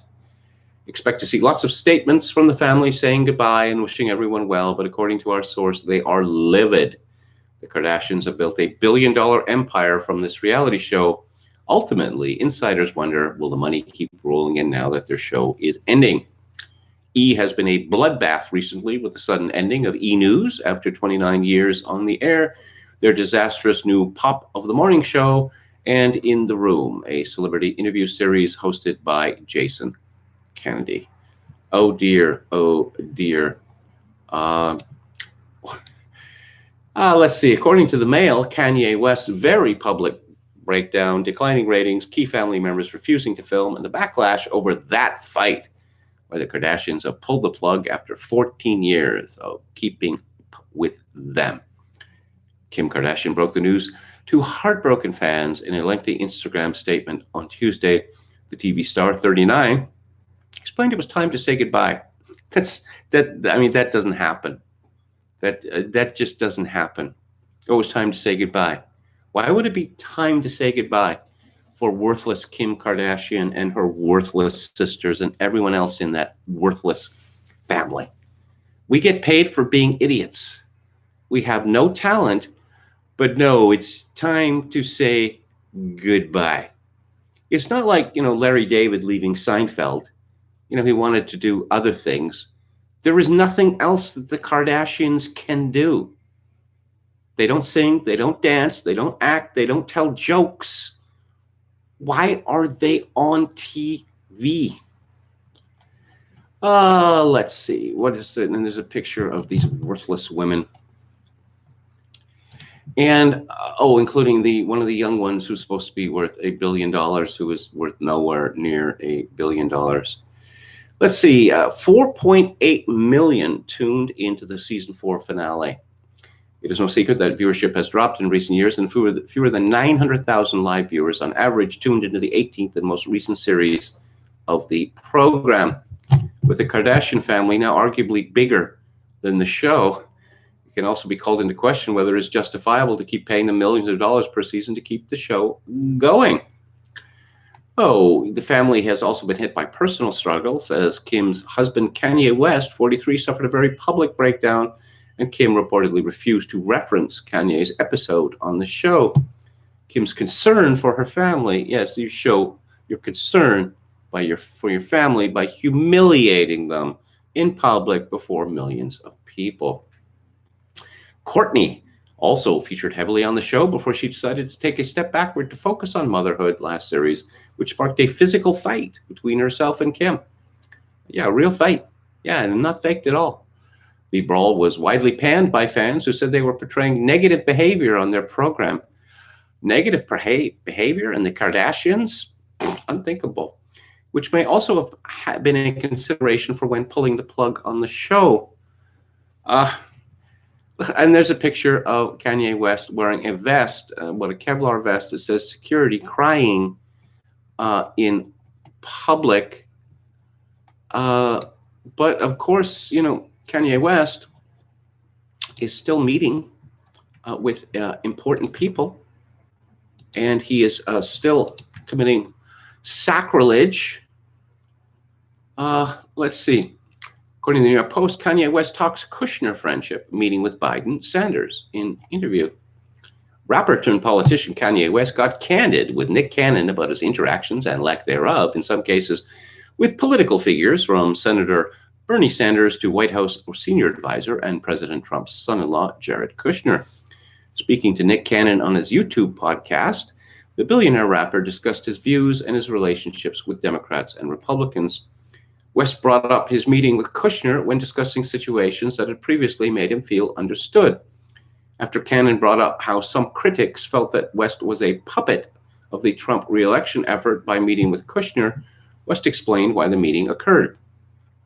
The thing is, I'm not one of these, I'm black, so I'm Democrat 95%. 95% of black people are Democrats, West said. I wanted to meet with Bernie Sanders before. He wouldn't meet with me. The billionaire sneaker mogul said, is he a billionaire? Have sneakers been particularly successful? I don't think so. Adding that he would be fine with the idea of meeting Democratic nominee Joe Biden, a man he's levied harsh criticism at. Quote, I would meet with anybody. I love everybody. Jesus loves everybody. It used to be when people thought they were Jesus, when they referred to themselves as Jesus, they were sectioned. They were institutionalized. I met with Jared. That's a friend of mine. I knew them before they were in the White House. Trump used to go to award shows with Puff Daddy, West remarked. The rap superstar was then interrupted by Cannon, who noted that prior to running for president, Trump's name was regularly featured in rap lyrics. That was the American dream, to ball out like Trump, Cannon said. West slammed the idea that his White House bid was a veiled effort to support Trump's re-election effort. People keep on saying, I think that y'all, you and Republicans, are in cahoots. Cannon then replied, they're saying that they're paying you to do what you're doing, to be a distraction. He says, bro, can't nobody pay me? I've got more money than Trump. I don't think so. With all praise to God, the Democrats and the Republicans, they couldn't afford me, bro. That's not what I read. That is not what I read at all. But he's bonkers. Kanye West is completely bonkers. Why would important people be meeting with him? It doesn't make any sense, actually.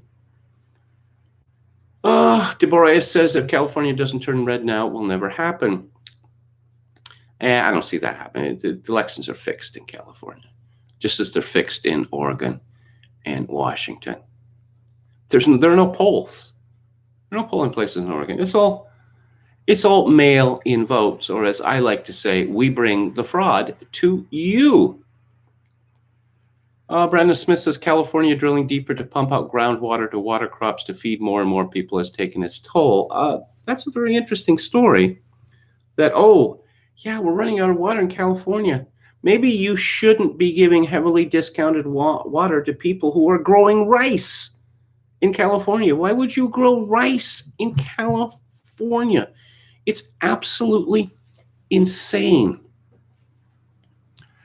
Donald Robertson jokes that Jesus was crucified for thinking that he was Jesus. Metal Mike says, aside from American Conservative Chronicles, do you recommend any other magazines? I don't really read much from American Conservative. It's got the stink of Rod Dreher on it. He's absolutely unbearable. He's just, look, here's a craft beer. I drink craft beer. Wow, it's just an unimaginable life you lead there, Rod Dreher. Craft beer. Boy, I wish I could afford craft beer. It's just, look at me. Top of the world, ma. Craft beer. Chocokin666 says the new left doesn't give a shit about the environment. They leave a trail of trash and waste in their path. It's true. It's true. I don't know. Maybe they think that it will magically disappear somehow. Halper says John Robb talked about woodland arson as a fifth generation war tactic a decade ago. Start a forest fire intentionally, capital crime, says Chocokin666. I've heard rumors for several years that recent BC forest fires have been started deliberately, but for a slightly different reason, basically to bring firefighters to your small town. The whole operation means a lot of money coming to your town.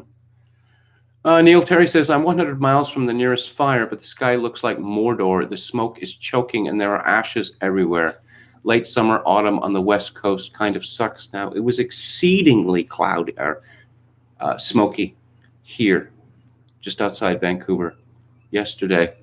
I could hardly believe it. Of course, again, it used to be the practice to clean out the forest, to remove essentially the tinder to prevent forest fires as best one can. But for a reason A reason that I don't really understand. It was decided no, that we don't want to interfere with mommy nature by clearing, by getting timber companies in there to clear out the undergrowth. Chad Chadson, our valiant moderator, says several have been arrested for starting the fires. The rumor is Antifa is behind them. How long is it going to be before it just becomes a cliche? Antifa. Don't you just hate them? No, no one has a good word for Antifa. Judging on the people who have been, shot to death or arrested, they all seem to be deranged and sexually perverted, as well as having metal in their head. I saw four pictures from recent Portland arrestees, and one of them was a male to female transactional, but they all had metal, like on their forehead, up here, on their chin. I don't understand that. Why would people stick metal in their head? Is it decorative? I understand what it means for women. It's a sexual signifier. But for men, I don't know. On the one hand, though, it's kind of a blessing, these signifiers. Because, in the past, you would have to perhaps spend some time with a person before knowing that he was crazy and probably violent. Now they're advertising it up front. And the message is, stay away. Stay away. Oh, D.B. Cooper, David Gelbaum gave the Sierra Club $100 million to stop opposing immigration, and that story is 100% true. It sounds crazy. Ooh, it's one of those conspiracy theories we're hearing so much about, but it is absolutely true. True environmentalist would be against immigration. Full stop. America's full up. California especially is full up. The importation of many more people, especially immigrants, has just had a crushing effect on California. But Governor Newsom, for instance, I mean, come on, the more the merrier. Brandon Smith says, once the people the blue states defend start killing them to survive it, it will take at least 20 years for them to have the kids that figure it out from an early age. So no recommendations. Oh, for magazines. I don't know. I'll have to think about that a little longer because nothing is jumping out at me. I used to subscribe to all of the conservative or right-wing magazines. One of Human Events, which was a newspaper, a weekly newspaper. I don't subscribe to magazines anymore. I can't. But I'll come back tomorrow. Maybe I'll have some names for you. Ryan Landry has a new publication called The American Sun. There's a lot of interesting things in that. Yeah, Kim Kardashian is one of those women who does not age well. She looked, she reached her peak in her late teens. Oh, representation of women. Female superheroes in a world driven by toxic masculinity. Why, it's women who are the real stars of Amazon Prime Video's The Boys. It may be called The Boys, but it doesn't take long to realize that it's actually the women who emerge as heroes in Amazon Prime Video's gritty comic adaptation. Women? Unlikely heroes? I've never heard that storyline before. Kick-ass babes? No, I've never heard that one either. This is a sponsored story in the Daily Mail, and just this sneering style. This isn't your average superhero show. They say you should never meet your heroes. How many cliches are we going to have in this story? And in The Boys, this is truer than ever. These corrupt and corporate-minded supes are obsessed with fame and celebrity, choosing to use their power to further themselves rather than do good. That's actually an interesting idea. I don't know, because, women never use their powers to further themselves rather than do good. I mean, come on, everybody knows that. Women are uniquely selfless. When season 2 premieres on September 4th, we'll once again see the boys of vigilantes take on the likes of Homelander, A-Train, The Deep, Black Noir, and New Soup, Stormfront.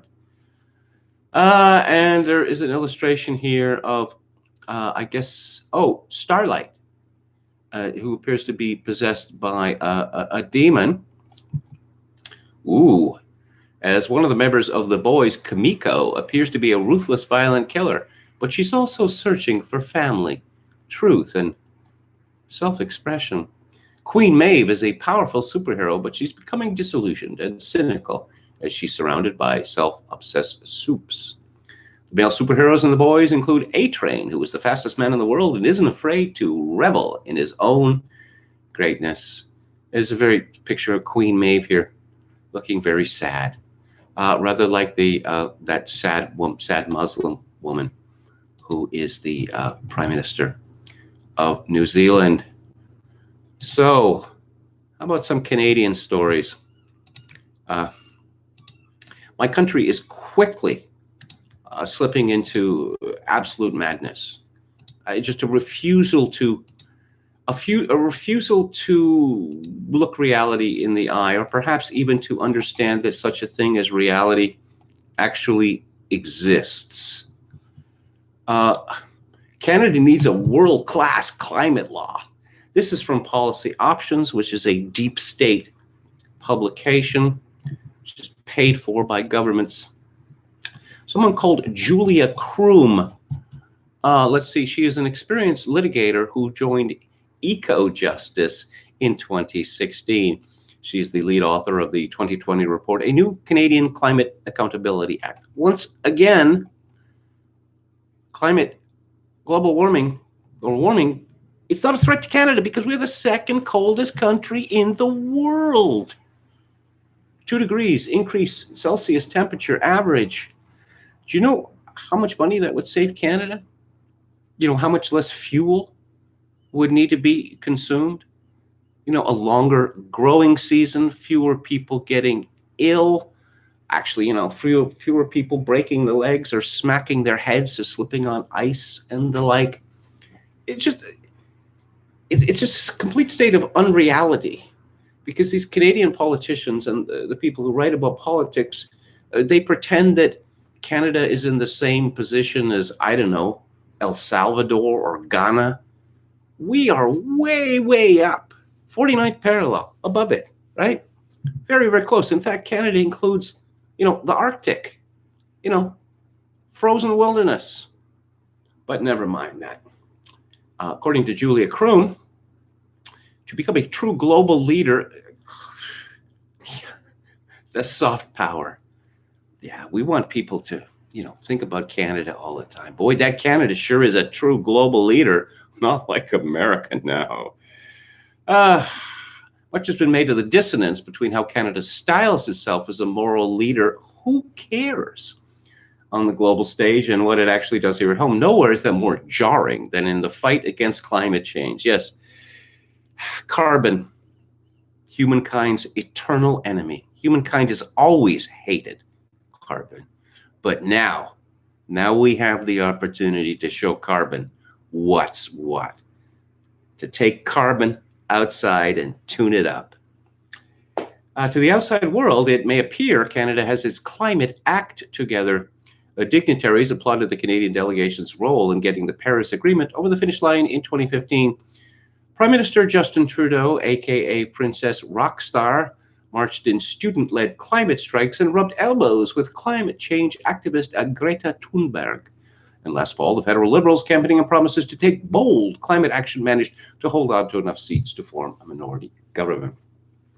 And then bad news, blah, blah, blah. Apparently, we're not really doing anything.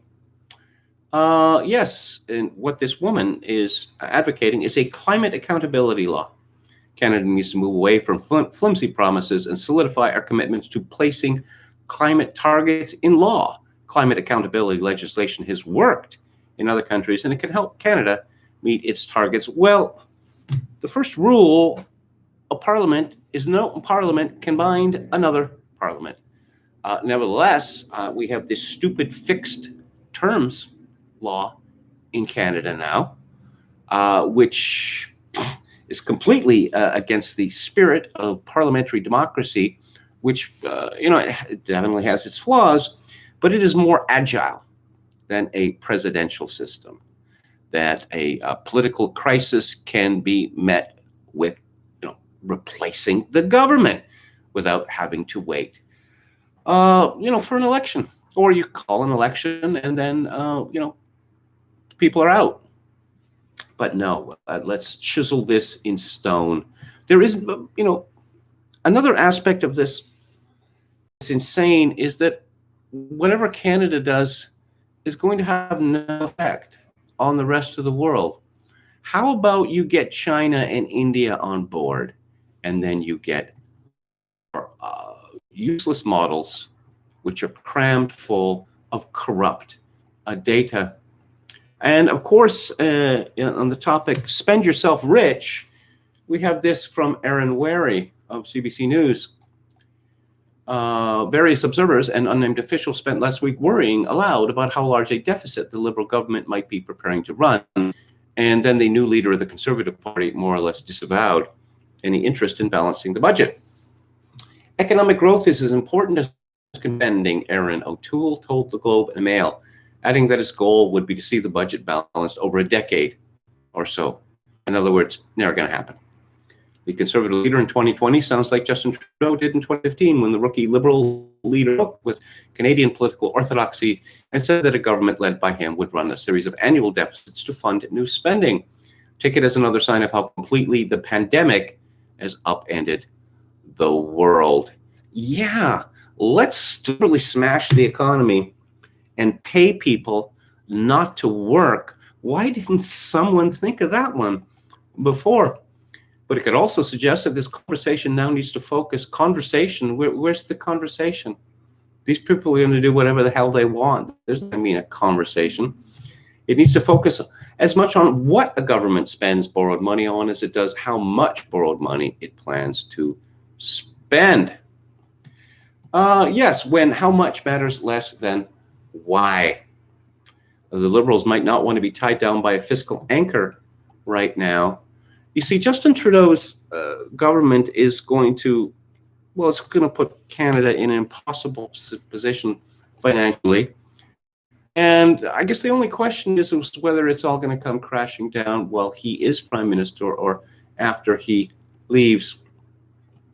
We're going to hear a lot of talk in Canada about green spending, about spending, feminist lens, all this sort of nonsense. And it's, again, spend yourself rich. Oh, yeah, sinister things in the Canadian military. A Canadian Ranger group under investigation over ties between one of its members and two far-right militia groups, far-right, has advertised on its website for years that part of its mission is to guard Canada against illegal immigration. One expert says that language on immigration mirrors the messaging of far-right organizations and could reinforce interest in the Canadian Rangers by members of extremist groups.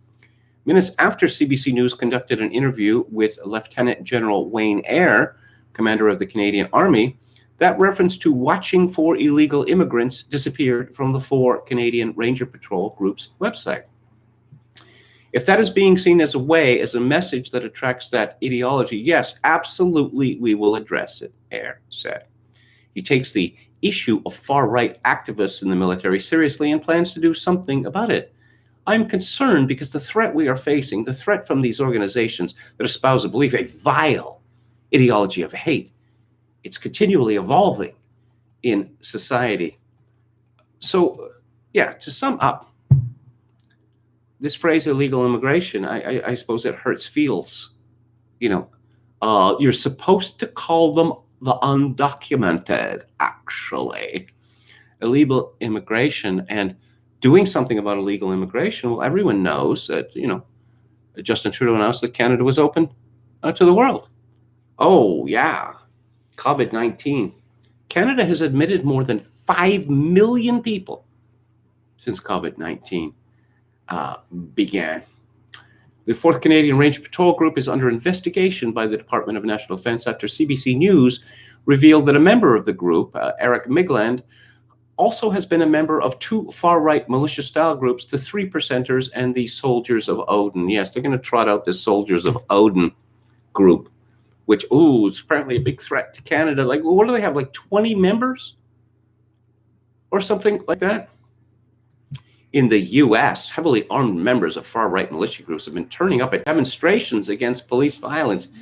You're supposed to insert the word peaceful there. On its official Canadian Armed Forces website, the 4th Canadian Ranger Patrol Group, which operates in Canada's 4 western provinces, said its members have been instrumental in the past in helping the RCMP and local law enforcement in several areas, including watching for illegal immigrants in Canadian waters. Oh dear, if they're in Canadian waters, then according to the Singh decision by the Supreme Court of Canada, they can't be deported. Anyone who shows up on Canadian soil or in Canadian waters cannot be deported, and the Supreme Court ruled this in 1986. And despite what so-called right-wing parties may tell you in Canada, until this decision is overturned, there can be no immigration reform in Canada. Barbara Perry, an expert on far-right groups at Ontario Tech University, said she was shocked to see the reference to preventing illegal immigration on the 4th Canadian Ranger Patrol Group's mission list, saying it mirrors the kind of language used by extremist organizations. I think it's really alarming that we see that language associated with the CAF, even the reservists. The reference could make the Ranger Group attractive to those who support far-right militia groups and believe Canada has to be defended from migrants. It's very much in line with the same kinds of strategies, aims, goals that individuals drawn to these groups would be interested in. Yeah, Canada's open to the whole world. Anyone who wants to move to Canada should move to Canada, and the idea that this is in any way a problem, even as we're told that the group that is hardest hit by COVID in terms of employment in Canada are immigrants. It turns out that they are not all world-class entrepreneurs. Who would thunk it? Oh, this is a time when CAF is trying to diversify its ranks. It's trying to bring more women into the movement, into the service. Why? It's trying to bring more people of color into the service. And this sort of reaffirms, I think, the view of people who have been excluded for so long that this is not the place for them, that this is not the kind of military that they want to serve in. Ayres suggested the reference could have been rooted in the Rangers' origins. One of the main jobs, one of the main roles of our Canadian Rangers is to be our eyes and ears in the extremities of the country. Well, obviously, you don't need eyes and ears when you're chosen to be willfully blind and deaf. That is the show for today. Tomorrow is Theatre Thursday, and I will be discussing a film from 1947 directed by Robert Hamer, which is a British noir called It Always Rains on Sunday. And on the book club on Friday, I will be discussing Alan Walker's biography of Franz Liszt. I'll be back on the air. Oh, I should mention that tomorrow I'm going to be on Ethan Ralph's Kill Stream. I don't know exactly when yet. I'll probably mention it during the show tomorrow, the exact time. So I'll be back on the air at 4 p.m. Pacific, 7 p.m. Eastern tomorrow. If you'd like to show any part of it, I would appreciate it if you'd click on the like button and subscribe to my YouTube channel if you have not already done so. If you would like to send a donation, which would be very much appreciated at this particular time, my PayPal account is kevin_grace@hotmail.com. Once again, kevin_grace@hotmail.com. If you're Canadian, you can send money to me directly through Interac at kevingrace@shaw.ca. And I will leave you with this. In these days of social atomization and civilizational collapse, I do dearly hope that my dear viewers and listeners manage to form a genuine human connection in order to ease the burden. Good night.